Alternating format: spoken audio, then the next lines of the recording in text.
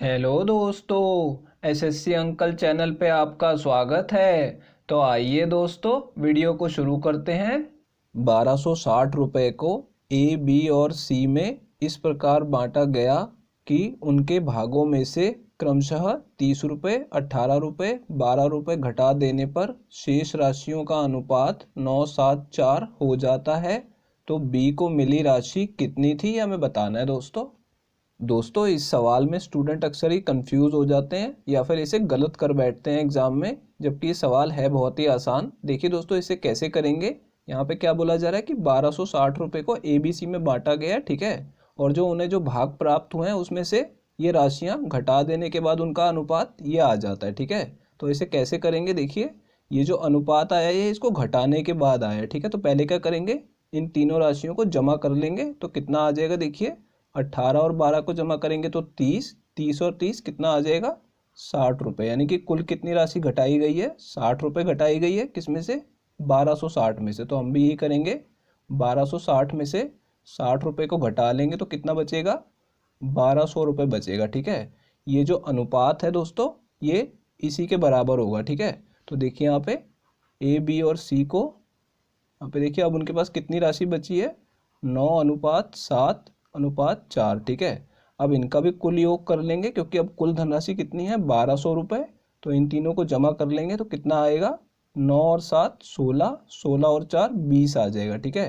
तो यानी राशि कितनी है, 20 यूनिट अनुपात में और रुपयों में 1200 रुपये। तो देखिए यहाँ पे 20 यूनिट को मैं 1200 रुपये के सामने लिख दूंगा, ठीक है। ये 1200 रुपये के बराबर है। तो 1 यूनिट की वैल्यू कितनी आ जाएगी, यहाँ पे 1200 को 20 से भाग कर लेंगे, ठीक है। तो देखिए यहाँ पे 20 से इसे भाग करेंगे तो 0 से 0 कट जाएगा और 2 से इसे काटेंगे तो ये 60 पे कटेगा, ठीक है। तो 1 यूनिट किसके बराबर हो गया, 60 रुपये के बराबर। और यहाँ पे हमसे सवाल में क्या पूछा है कि बी को कितनी राशि मिली थी, यानी पहले उसे कितनी राशि मिली थी घटाने से पहले। तो हम अभी पहले ये वाली राशि निकाल लेंगे जो हमने अनुपात के हिसाब से निकालनी है। तो बी की राशि कितनी है, 7 यूनिट। तो 7 यूनिट की वैल्यू कितनी आ जाएगी, दोनों तरफ 7 से गुणा कर देंगे तो कितना आएगा, इसको 7 से गुणा करेंगे तो यह आ जाएगा 420 रुपये। लेकिन ये वो राशि है जो घटाने के बाद आई है, ठीक है। तो घटाने से पहले कितनी राशि थी, उसकी राशि में से 18 रुपये घटाए गए थे। तो इसमें 18 रुपये हम और जमा कर देंगे तो यहाँ पे कितना आ जाएगा, 438 रुपये उसे पहले मिले थे, ठीक है। तो ये हमारा इस सवाल का आंसर होगा। देखिए दोस्तों कौन सा ऑप्शन करेक्ट है, ये पहला ऑप्शन करेक्ट है। तो आइए दोस्तों ये अगला सवाल देखते हैं। 5 वर्ष पहले ए और बी की आयु का अनुपात 4:5 था और 7 वर्ष बाद उनकी आयु का अनुपात 6:7 हो जाएगा। तो बी की वर्तमान आयु कितनी है, ये हमें बताना है दोस्तों। तो देखिए दोस्तों इस सवाल में हमें ए और बी की आयु का अनुपात दिया हुआ है 4:5, जो कि 5 वर्ष पहले था, ठीक है। तो मैं यहाँ पे लिख दूंगा 5 वर्ष पहले, और हमें 7 वर्ष बाद का अनुपात भी दिया हुआ है। तो कितना दिया हुआ है, 6:7, ठीक है। तो मैं थोड़ी जगह छोड़ के लिख रहा हूँ इसे, 7 वर्ष बाद उनकी आयु का अनुपात कितना हो गया, 6:7, ठीक है। तो आपको क्या करना है, इस ट्रिक को लगाने के लिए एक चीज़ का ध्यान रखना है कि ये जो दोनों अनुपात हैं इनका अंतर कितना है, 1 है। और इन दोनों का अंतर कितना दोस्तों, 5 में से 4 घटाएंगे तो 1 है। ये जो दोनों अंतर है इन दोनों का बराबर होना बहुत ज़रूरी है, ठीक है। अब देखिए यहाँ पे दोनों अंतर बराबर है तो हम इसे आगे सॉल्व कर सकते हैं। तो देखिए दोस्तों 5 वर्ष पहले ए की जो आयु है वो 4 थी अनुपात में, अब 6 हो गई है, ठीक है। तो इसमें कितनी वृद्धि हुई है हमें ये देखना होगा। यहाँ पे 2 यूनिट की वृद्धि हुई है, ठीक है। और बी की आयु 5 से 7 हो गई है। तो यहाँ पे कितनी वृद्धि हो रही है, 2 यूनिट की वृद्धि हो रही है, ठीक है। क्योंकि अनुपात में हो रही है इसलिए मैं इसे 2 यूनिट बोल रहा हूँ, ठीक है।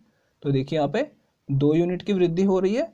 लेकिन अगर हम वर्षों में देखेंगे, 5 वर्ष पहले और 7 वर्ष बाद, ठीक है। तो इसमें कितने की वृद्धि हो रही है, तो सीधा आपको दोनों को जमा कर लेना है, 5 जमा 7 तो कितना आ जाएगा, 12 वर्ष की वृद्धि हो रही है, ठीक है। तो मैं 2 यूनिट लिख रहा हूँ अनुपात में वृद्धि, और वर्षों में कितनी वृद्धि हो रही है, 12 वर्ष की वृद्धि हो रही है, ठीक है। जब भी ऐसा सवाल आएगा तो बस आपको दोनों को जमा कर लेना है, ठीक है। तो यूनिट में हमने निकाल लिया। अब देखिए 1 यूनिट हमें निकालनी होगी, ठीक है। तो दोनों तरफ 2 से भाग कर लेना है तो 1 यूनिट किसके बराबर आ जाएगा, 6 वर्ष के बराबर, ठीक है। अब हम देखेंगे सवाल के अंदर क्या पूछा जा रहा है, बी की वर्तमान आयु कितनी है, ठीक है। तो देखिए यहाँ पे हमें बी की 5 वर्ष पहले की आयु का अनुपात पता है और 7 वर्ष बाद की आयु का अनुपात पता है। ठीक है, तो कोई भी एक अनुपात हम ले लेंगे, हम पहले वाला ले लेते हैं। ठीक है, 5 वर्ष पहले इसकी आयु कितनी थी, 5 यूनिट थी। ठीक है, अब देखिए 1 यूनिट की वैल्यू हमें पता है, तो 5 यूनिट की वैल्यू निकालना हमारे लिए आसान है, बस दोनों तरफ 5 से गुणा कर देना है। ठीक है, तो इस तरफ 5 से गुणा करेंगे तो कितना आ जाएगा, यह आ जाएगा 30 वर्ष। ठीक है, तो देखिए ये बी की आयु थी 5 वर्ष पहले, आज से 5 वर्ष पहले। ठीक है, हमसे वर्तमान आयु पूछी गई है। अगर उसकी आयु जो है 30 वर्ष थी 5 वर्ष पहले, तो आज उसकी आयु कितनी हो जाएगी, 30 में 5 और जमा कर देंगे तो उसकी आज की यानी वर्तमान आयु आ जाएगी, तो यह आ जाएगी 35 वर्ष। दोस्तों देखिए यहाँ पे ये हमारा आंसर होगा इस सवाल का। कौन सा ऑप्शन मैच कर रहा है, ये तीसरा ऑप्शन करेक्ट है। तो आइए दोस्तों ये अगला सवाल देखते हैं। ए और बी की आय का अनुपात 3:4 है और उनके व्यय का अनुपात 3:5 है। यदि दोनों में से प्रत्येक 2400 रुपये की बचत करता है तो बी की आय कितनी है, ये हमें बताना है दोस्तों।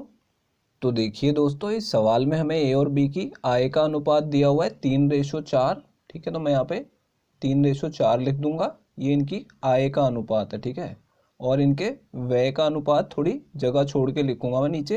देखिए यहाँ पे 3:5 दिया हुआ है। ठीक है, अब जैसे हमने पिछले सवाल में अंतर चेक किया था, तो इन दोनों का भी अंतर चेक कर लेंगे। इन दोनों का अंतर निकालेंगे तो 1 आएगा, 4 में से 3 घटा के 5 में से 3 घटाएंगे तो 2 आएगा। ठीक है, अब देखिए यहाँ पे अंतर अलग अलग आ रहा है, तो इनको बराबर करने के लिए क्या करेंगे, 2 का गुणा इसमें कर देंगे तो इसका भी अंतर 2 हो जाएगा। ठीक है, तो अब इस 2 का गुणा हमें 3 और 4 में करना होगा, तो ये कितना आ जाएगा, 6:8 आ जाएगा। ठीक है, तो इसका मतलब क्या हुआ, हमें आय का अनुपात ये वाला नहीं लेना जो दिया हुआ सवाल में, हमें इसका ये वाला अनुपात लेना होगा इस सवाल के लिए। ठीक है, अब देखिए इनका अंतर भी 2 हो चुका है, 8 में से 6 घटाएंगे तो 2 आ रहा है। ठीक है, अब देखिए दोस्तों ए जो है वो 6 रुपये कमाता है यदि, और खर्च कितने करता है, 3 रुपये, तो इसकी बचत कितनी हो जाएगी, 6 में से 3 को घटा के देख लेंगे तो 3 यूनिट की बचत करता है। ठीक है, इसी तरीके से बी का देखिए ये 8 रुपये कमाता है और 5 खर्च कर देता है, तो बचत कितने की करता है, 3 की, यानी दोनों बराबर बचत कर रहे हैं। ठीक है, यहाँ पे भी दिया हुआ है कि दोनों में से प्रत्येक 2400 रुपये की बचत करता है। ठीक है, अनुपात में इनकी बचत 3 है। ठीक है, तो मैं यहाँ पे लिख दूंगा 3 यूनिट, और रुपयों में इनकी बचत हमें दी हुई है 2400 रुपये। ठीक है, तो यहाँ पे इसके सामने 2400 रुपये लिख दूंगा और मैं 1 यूनिट की वैल्यू निकाल लूँगा, दोनों तरफ 3 से भाग कर दूंगा। ठीक है, तो देखिए यहाँ पे इसको 3 से भाग करेंगे तो 1, और इसको 3 से भाग करेंगे तो 800 रुपये आ जाएगा। ठीक है, तो 1 यूनिट की वैल्यू आपको निकाल लेनी है। उसके बाद देखिए सवाल क्या पूछ रहा है कि बी की आय कितनी है। ठीक है, मैंने आपको बताया बी की आय का अनुपात हमें ये वाला लेना है। ठीक है, तो बी की आय कितनी है, 8 यूनिट। ठीक है, 1 यूनिट की वैल्यू हमारे पास है, तो 8 यूनिट की निकालने के लिए दोनों तरफ बस 8 से गुणा कर दीजिए, तो 8 यूनिट की वैल्यू इस तरफ आ गई। देखिए यहाँ पे कितना आ जाएगा, 8 8 64 हो जाएगा, तो ये 6400 रुपये बी की आय आ गई है। ठीक है, तो ये दोस्तों हमारा इस सवाल का जवाब होगा। देखिए दूसरा ऑप्शन करेक्ट है। तो आइए दोस्तों ये अगला सवाल देखते हैं। रमेश और विकास की आय का अनुपात 11:18 है। यदि उनकी आय में क्रमशः 26% और 21% की वृद्धि हो जाए तो उनकी नई आय का अनुपात क्या होगा, ये हमें बताना है दोस्तों। तो देखिए दोस्तों इस सवाल में हमें रमेश और विकास की आय का अनुपात दिया हुआ है, तो पहले हम इसे लिख लेंगे।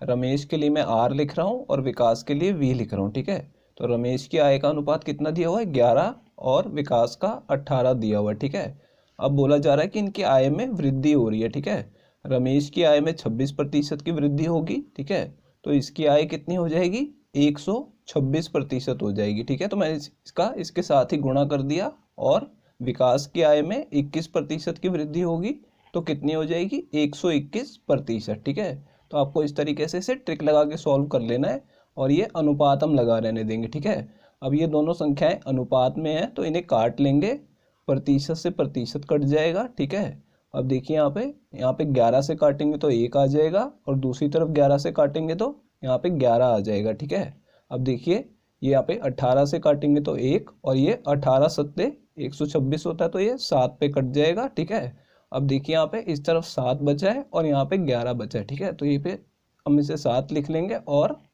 इधर 11 बचा है, तो ये हमारा नहीं आएगा, अनुपात डायरेक्ट आ जाएगा। ठीक है, तो इस शॉर्ट ट्रिक से आप इसे आसानी से सॉल्व कर सकते हैं। तो देखिए दोस्तों, ये चौथा ऑप्शन करेक्ट है। तो आइए दोस्तों, ये अगला सवाल देखते हैं। 880 रुपये को ए, बी, सी और डी में इस प्रकार बांटा गया कि ए और बी और सी और डी के हिस्सों का अनुपात क्रमशः 5:3, 2:7, 3:1 है। तो डी को कितनी राशि प्राप्त हुई, ये हमें बताना है दोस्तों। तो देखिए दोस्तों, इस सवाल में हमें ए, बी, सी और सी डी के हिस्सों का अनुपात अलग अलग दिया हुआ है, लेकिन जो धनराशि है उसको हमें चारों में विभाजित करनी है। ठीक है, तो हमें चारों का अनुपात निकालना होगा।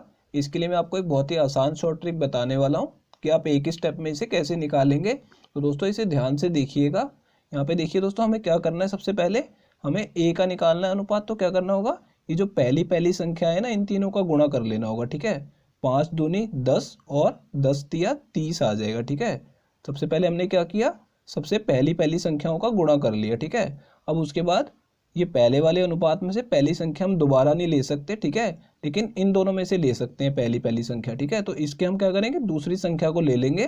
तो 3 का गुणा 2 में करेंगे और 2 का गुणा फिर 3 में करेंगे। ठीक है, तो कितना आ जाएगा, 3 दूनी 6 और 6 तिया 18 आ जाएगा। ठीक है, तो बी में हमें 18 लिख देना है। ठीक है, अब देखिए दोस्तों, सी का निकालने के लिए क्या करना होगा, यहाँ पे हमने इसके पहले वाले को कैंसिल कर दिया था, तो ये दूसरे वाले के भी पहले वाले को कैंसिल कर देंगे। ठीक है, अब हम इसको भी नहीं ले सकते, लेकिन हम तीसरे वाले का जो पहले वाला है इसे ले सकते हैं। तो देखिए हमें कैसे करना है, ये जो 3 है इसका गुणा 7 में करेंगे, फिर 7 का गुणा इसके पहले वाले 3 में कर देंगे। ठीक है, तो देखिए 3 सत्ते 21 और 21 तिया 63 आ जाएगा। ठीक है, तो यहाँ तक हमने कर लिया। अब ये इसका भी पहले वाला कैंसिल हो जाएगा। ठीक है, अब सिर्फ ये दूसरे वाले बचे हैं, तो इन तीनों का गुणा कर लेंगे, तो 3 सत्ते 21 और 21 एकम 21 आ जाएगा। ठीक है, तो देखिए ये एक ही स्टेप में आप इसे निकाल सकते हैं। उसके बाद बस आपको देखना होगा कि ये और कट रहा है तो इसे काट देना है। ठीक है, तो अभी ये सारी संख्याएं 3 से कट रही हैं, तो मैं इसे 3 से काट के लिख देता हूँ। यहाँ पे 10 आ जाएगा, यहाँ पे 6 आ जाएगा, यहाँ पे 3 से काटने पे 21 आएगा और यहाँ पे 7 आ जाएगा। ठीक है, अब देखिए ये चारों के भाग आ गए हैं। ठीक है, ए बी सी डी के, और चारों के भागों का जो कुल योग है वो हमें निकाल लेना है। ठीक है, तो इन चारों को जमा करके अब देखेंगे तो ये 44 आ जाएगा। ठीक है, यानी अनुपात में जो कुल योग आया है वो 44 यूनिट आया है, और रुपयों में कितना है, 880 रुपये। ठीक है, तो यहाँ पे हमें लिख दूंगा 44 यूनिट जो है अनुपात में वो 880 रुपये के बराबर है। ठीक है, तो मैं पहले 1 यूनिट की वैल्यू निकाल लूंगा दोनों तरफ 44 से भाग करके। ठीक है, अब देखिए 44 से इसे भाग करेंगे तो ये 2 पे कट जाएगा 88। ठीक है, तो ये कितना आ जाएगा, 20 रुपये आ जाएगा। ठीक है, तो हमें डी को कितनी राशि प्राप्त हुई ये बताना है। तो डी को कितना मिला, 7 यूनिट मिला। ठीक है, 1 यूनिट की वैल्यू हमारे पास है, तो 7 यूनिट की कैसे निकालेंगे, दोनों तरफ 7 से गुणा कर देंगे। अब इसे 7 से गुणा करेंगे तो 140 रुपये हमारा आंसर आ जाएगा। तो ये डी को 140 रुपये प्राप्त हुए। तो देखिए दोस्तों, ये पहला ऑप्शन करेक्ट है। तो देखिए दोस्तों, आज मैं आपको ये एक सवाल और करवाने वाला हूँ जो बिल्कुल पिछले सवाल जैसे ही है, जिसमें ए बी सी और सी डी का अनुपात हमें अलग अलग दिया हुआ है, लेकिन हमें चारों का अनुपात निकालना है। ठीक है, ये मैं आपको क्यों करवा रहा हूँ, ताकि आपको वो शॉर्ट ट्रिक की प्रैक्टिस हो जाए जो मैंने आपको पिछले सवाल में करवाई थी।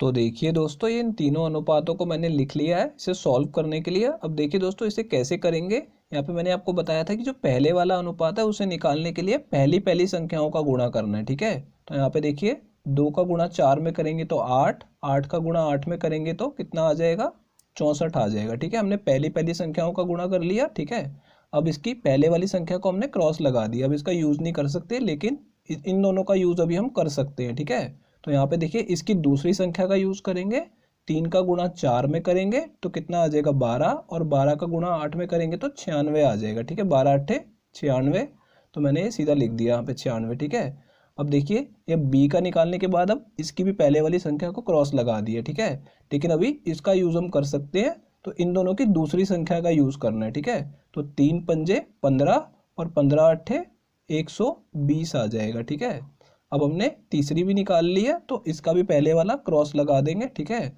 उसके बाद सिर्फ 3 ही संख्याएं बची हैं। ठीक है, इन तीनों का गुणा कर लेंगे। ठीक है, 3 पंजे 15, 15 में 105 135 आ जाएगा, सॉरी। ठीक है, तो यहाँ पे देखिए दोस्तों, ये जो संख्याएं हैं अब ये किसी भी संख्या से और नहीं कटेंगी, ठीक है। तो इस सवाल का यही हमारा आंसर हो जाएगा। तो देखिए दोस्तों कौन सा ऑप्शन मैच कर रहा है।